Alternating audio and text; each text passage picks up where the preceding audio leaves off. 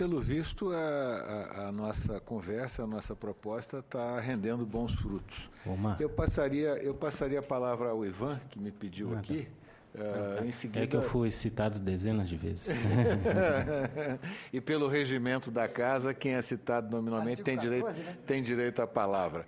Mas deixa o Ivan fazer um comentário aqui e em seguida eu passo para você. Não sei se o Habib também quer fazer algum comentário. O Ivan é mais velho, ele pode ir na frente. Para alguma coisa tem que servir. Eu antes de falar o que eu tenho que falar, eu estava lembrando com Mercedes e eu, Luiz, aqui, claro que é só uma graça, mas é verdade. Eu trabalhando, acompanhando as audiências públicas de um determinado empreendimento, que acompanhei assim, centenas de audiências públicas, mas essa não me sai da cabeça, porque eu estava num determinado empreendimento, e a audiência pública é uma coisa que a gente podia falar outra hora aqui, mas é uma coisa completamente equivocada. Mas, então, estava ali, o empreendimento não era grande, não tinha grande polêmica, e o rapaz que ia apresentar os estudos ambientais estava falando, era uma tarde, todo mundo doido para terminar aquilo, para ir tomar um chopp, era um lugar quente do Brasil e tal, não sei o quê, e ele falando, lá pelas tantas ele falou assim, alguma pergunta, e a plateia estava doida para aquilo acabar, né? Inclusive os técnicos do IBAMA, os empreendedores, vamos comer um peixinho e tal.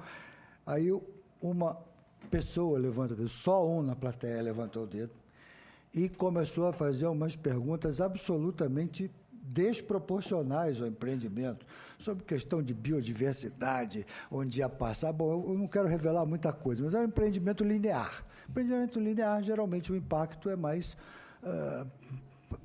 previsível, né? Uma ferrovia, um gasoduto, uma rodovia. E aí ele começou a descer a borduna. E a gente se entreolhava o tempo todo, porque o único sujeito que fez a pergunta, que desancou o cara que estava apresentando o estudo, era irmão dele. E o pai e a mãe foram lá assistir.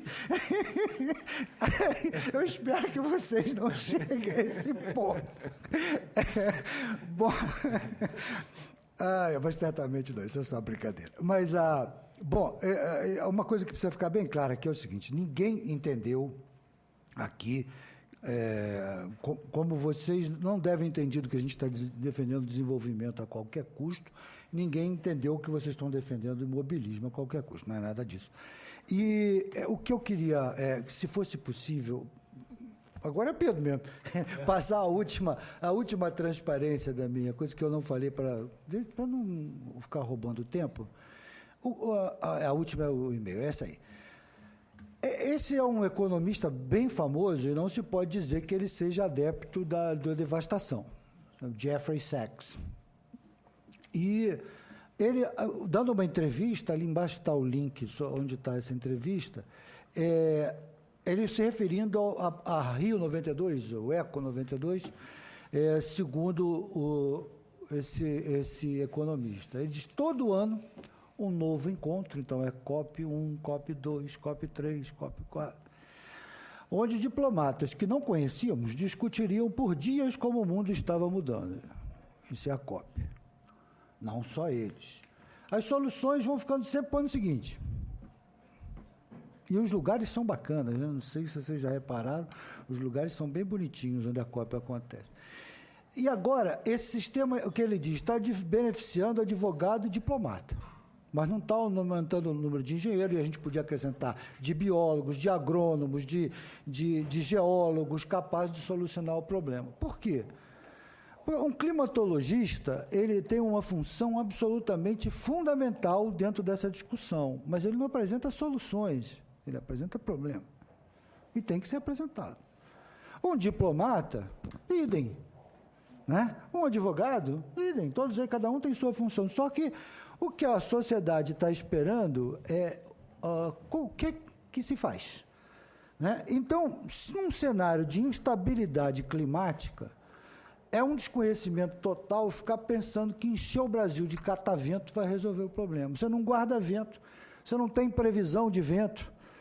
o fator de capacidade tem melhorado, mas não é lá essas coisas. E, acima de tudo, minha gente, por que satanizar, demonizar uma hidrelétrica se ela é a única forma de geração de energia que tem um largo leque, cardápio de usos múltiplos?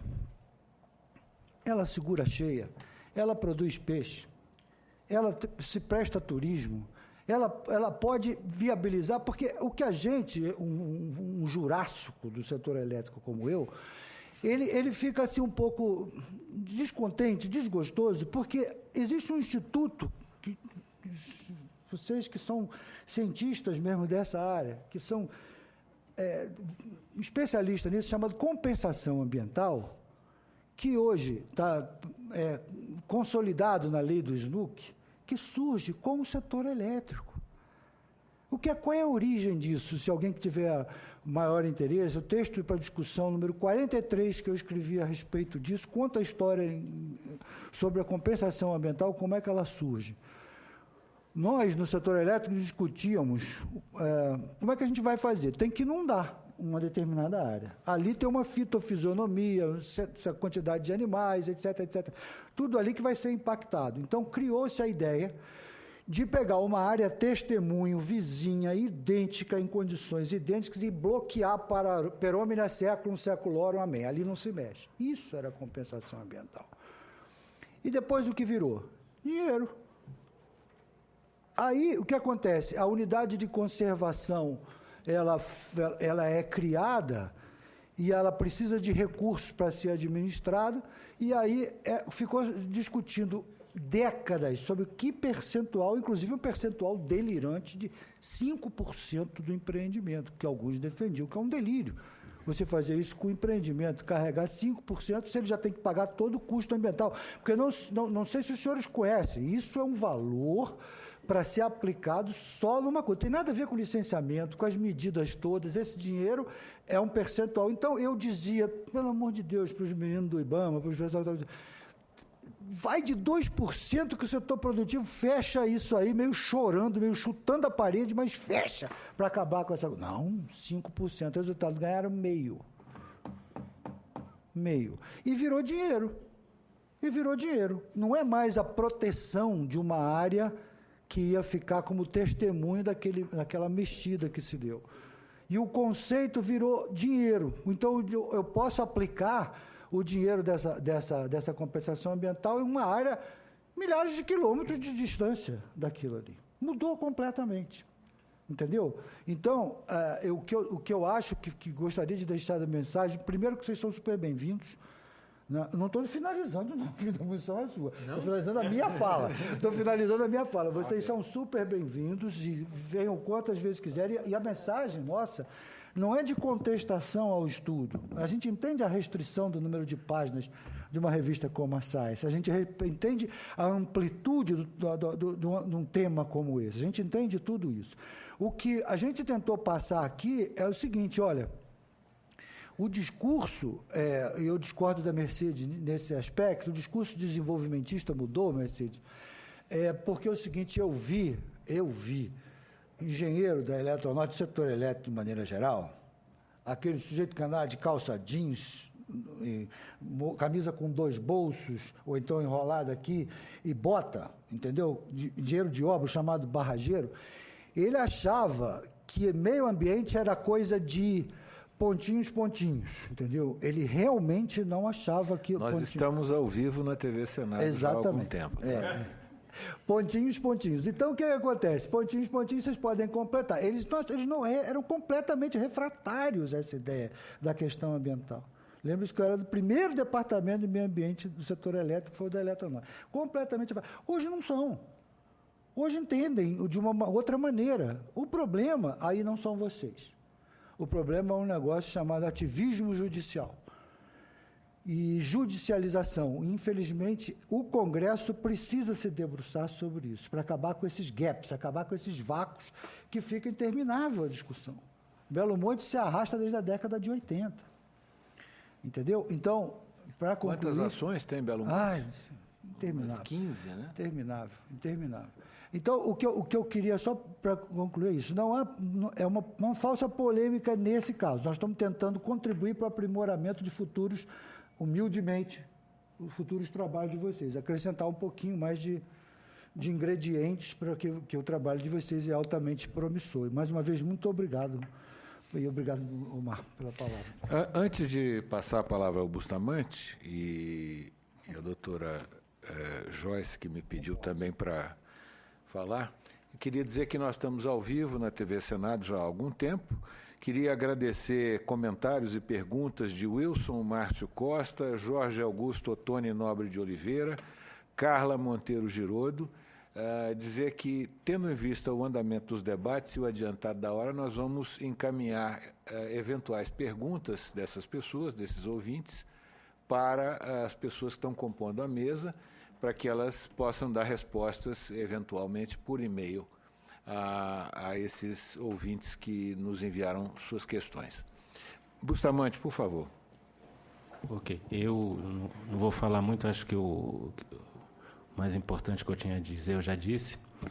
Eu acho que a minha presença aqui já se justificou, viu, doutor Marcelo Tunes, né? O senhor que é do Instituto Brasileiro de Mineração, diretor.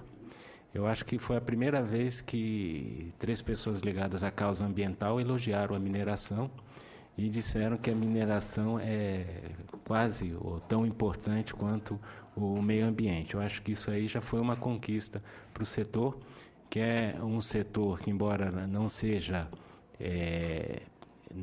digamos, no aspecto oficial tratado como se criminoso fosse, mas quando esses artigos são levados para o ativismo ambiental, são utilizados como armas para barrar o avanço do setor mineral no Brasil, o que é um erro. Eu vou pedir ao Pedro a apresentação. Você põe naqueles slides pequenininhos ali, só para eu escolher. Esse aqui, por favor. Isso. Esse é um estudo sobre a questão de consumos. Entre 1980 e 2008, o azulzinho aqui são os metais. O consumo de metais no mundo cresceu mais de 200%. Dentro desse comércio internacional, o Brasil ocupa uma posição importante. Isso aqui, o Brasil é um grande fornecedor de metais. O Brasil não está sozinho, como o país está bem acompanhado. Nós temos, está difícil de ver, mas aqui tem a Noruega, tem o Canadá, tem a Austrália, esse grande aqui é a Rússia. Então, países desenvolvidos, eles, mesmo atingindo níveis de renda que são 3 ou 4, 5 vezes do Brasil, eles não abrem mão da exploração de seus recursos minerais. E a tendência é esse consumo de recursos minerais continuar crescendo. Próximo slide, por favor. Aqui é um outro estudo, são instituições, digamos, insuspeitas, que elas justamente tratam da tentativa de redução do consumo de materiais. Nós temos aqui, vou pegar só a pizza de cima, o consumo de minérios metálicos. Né? Em 2002, 5,8 bilhões, e a divisão por países. Né? Os BRIC, 34%, eu acho aqui.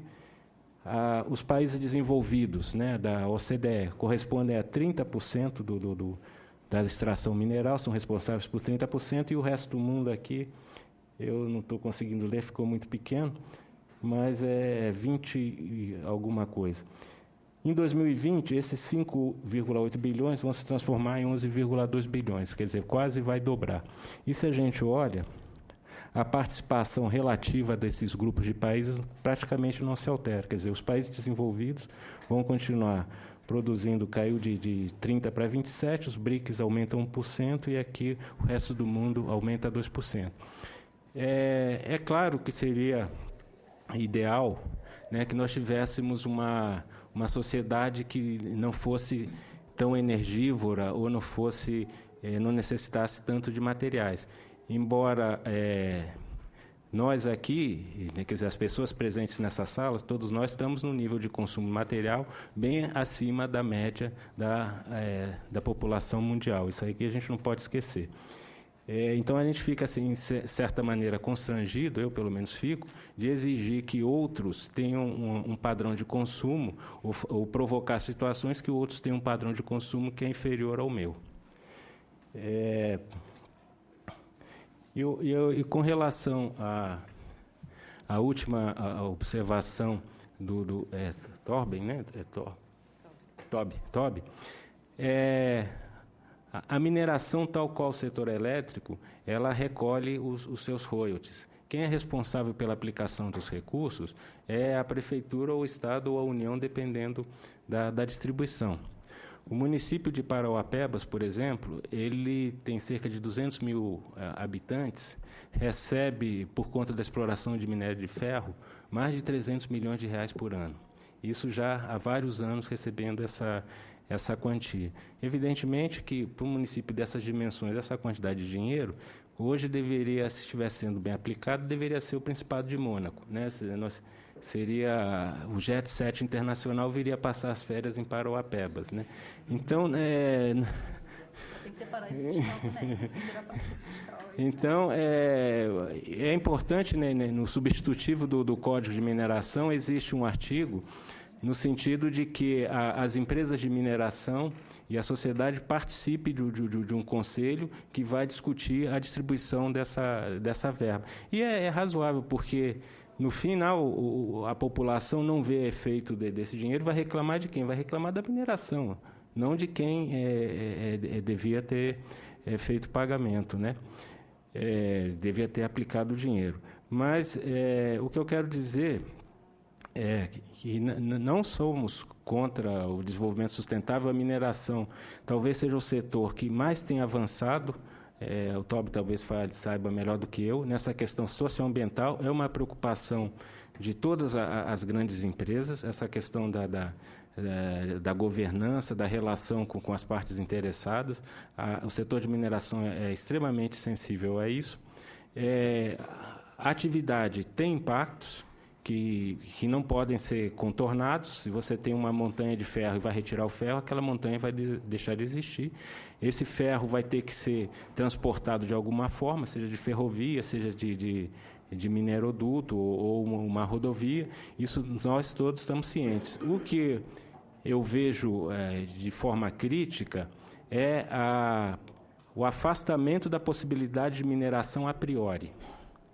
Então, hoje nós temos 1/4 do Brasil em que não pode haver nenhuma atividade de mineração, independente do que tenha lá. Aliás, não pode nem ser conhecido o que há lá. Então, eu acho que aí é o que a gente tem que discutir. Primeiro, nós temos que conhecer. Eu tenho certeza que, quando for feito o levantamento geológico do Brasil, 99% dos problemas, eu disse isso na apresentação, vão desaparecer. Por quê? Porque a mineração ela é concentrada. São poucas jazidas. Nós estamos no estado de Goiás, é o terceiro produtor mineral do Brasil, e você anda Goiás inteiro e dificilmente você vai esbarrar com uma mina. Então, a gente viu ali o complexo de Urucu. Se a gente separasse um polígono, daria 40 quilômetros quadrados, 40 mil hectares aquele polígono, 400 quilômetros quadrados de uma certa intervenção. Então, existem possibilidades, eu acho que há abertura, mas se você simplesmente mencionar a possibilidade, não estou dizendo que vai minerar, de minerar numa unidade de conservação, já todo mundo, nós somos a favor de diálogo, etc., só não pode. Quer dizer, o diálogo começa, não vai ter mineração, o resto a gente conversa. E é isso que Bustamante, eu acho. Nós temos mais alguns companheiros. Certo. Eu então encerro aqui, porque eu acho que já falei demais. Muito obrigado. Pela ordem, a doutora Joyce pediu que ela queria fazer alguma observação. Você deu a palavra, doutora Mercedes. Deu. Muito bem. Ele fez quase outra apresentação, então eu vou... Mas não, eu acho que ele levantou... Não vale, ó. Vou pedir equidade genética e de gênero, né? Então...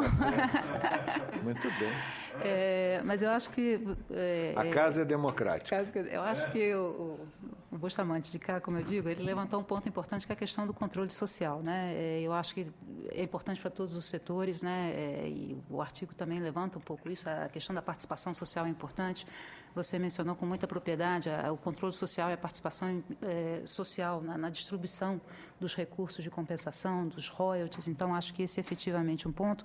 Mas eu gostaria de levantar um outro ponto também, aproveitando a nossa presença nessa casa, que foi uma das motivações exatamente do artigo, não era especificamente discutir o setor mineral, mas os projetos de lei, alguns deles que têm essa convergência entre a questão ambiental e a questão da exploração mineral. E aí eu acho que o Habib citou alguns pontos. Eu li o seu parecer sobre o Código de Mineração, né? Então, é muito interessante o ponto que se levanta da leniência que a gente tem para regulamentar pontos importantes. Então, eu acho que esse é um aspecto que talvez essa casa pudesse discutir, porque eu acho que boa parte dos problemas que nós estamos enfrentando, tanto no setor de conservação e meio ambiente, vou citar um exemplo, Beto. Posso chamar de Beto, né? Agora já está passando da hora. Não pode, não foi doutor Bustamante.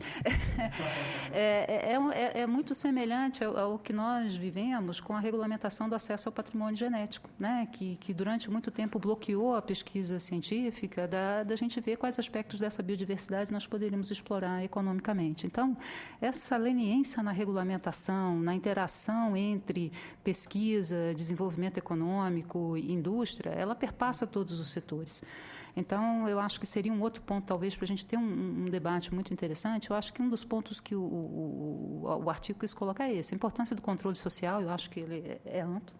E a outra questão era exatamente trazer o que vem sendo discutido em termos de projeto de lei.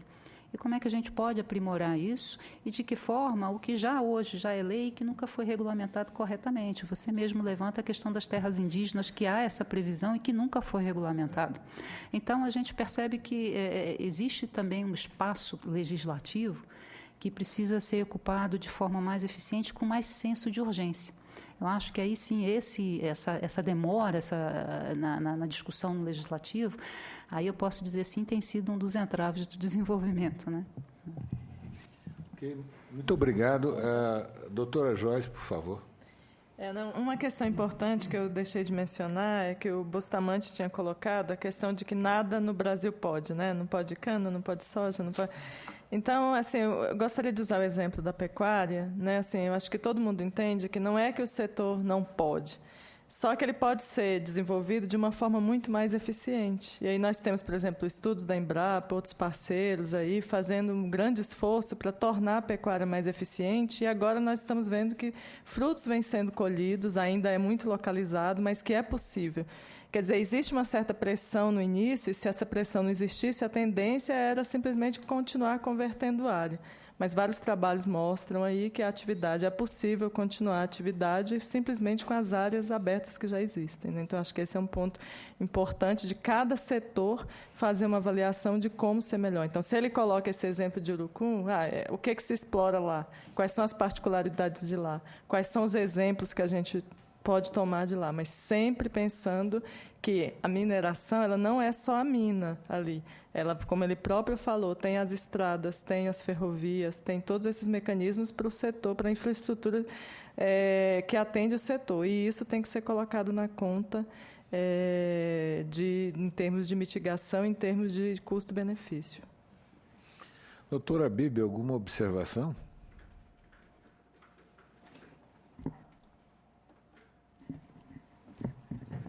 Só observação conclusiva, não, que está tranquilo, de agradecer a presença, fazer a ressalva que a Mercedes não foi minha professora na década de 60. É um professor, esse que eu citei, era um professor de Harvard, que até hoje leciona, e ele estava citando que ele tinha sido aluno em Harvard na década de 60 e o que era ensinado era bem diferente. Não, a Mercedes foi minha professora há uns 2 anos. Mas, enfim, só pegar o gancho do que a Mercedes falou em relação à participação de vocês e de outros acadêmicos